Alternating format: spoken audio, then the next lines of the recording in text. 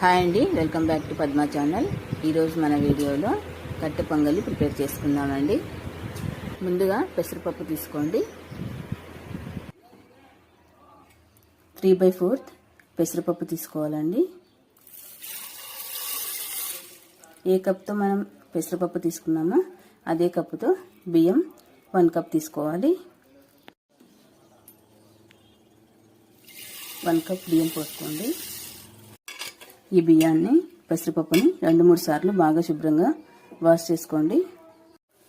ఇప్పుడు gas on చేసి ఇందులో కాస్త నెయ్యి వేసి వేయించుకోండి.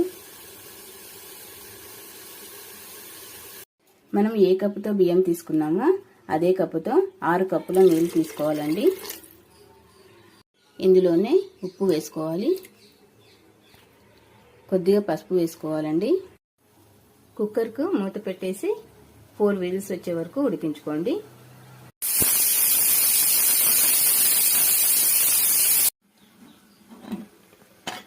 చూసారా, మనకైతే ఇలా రెడీ అయిపోయిందండి. మీకు ఇంకా ఎక్స్ట్రా వాటర్ కావాలనుకుంటే, ఇంకా అంటే ఇది కొద్దిగా లూజ్గా ఉండాలనుకుంటే వేడి చేసి వాటర్ ఇందులో వేసి వేసుకోవచ్చండి. ఇప్పుడు మనం కొద్దిసేపు ఇలాగే బాయిల్ చేద్దాం. ఈ వాటర్ అంతా అబ్జర్వ్ చేసుకుంటుంది. అంతలోపు మనం పోపు పెట్టేసుకుందామండి. మనం ఏ కప్పుతో రైస్ తీసుకున్నామో అదే కప్పుతో 3/4 కప్పు నెయ్యి వేసుకొని వేరొక ప్యాన్లో కరిగించుకోండి. మీరు డైట్లో ఉన్నామనుకుంటే కాస్త తక్కువైనా వేసుకోవచ్చు, కానీ టేస్ట్ రావాలంటే ఈ మాత్రం వేసుకోవాలండి.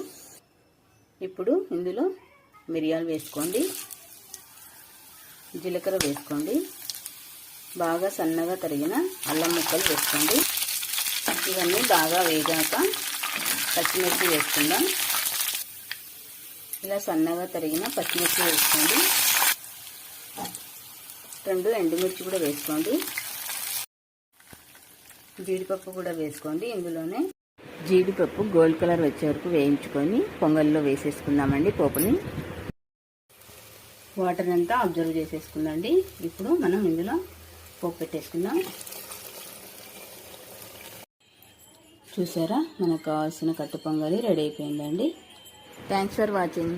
నా వీడియో మీకు నచ్చితే నా వీడియోని లైక్ చేసి షేర్ చేసి సబ్స్క్రైబ్ చేసుకోండి మన ఛానల్ని. హాయ్ అండి, welcome back to Padma channel. ఈరోజు మన వీడియోలో కట్టె పొంగలి ప్రిపేర్ చేసుకుందామండి. ముందుగా పెసరపప్పు తీసుకోండి. 3/4 పెసరపప్పు తీసుకోవాలండి.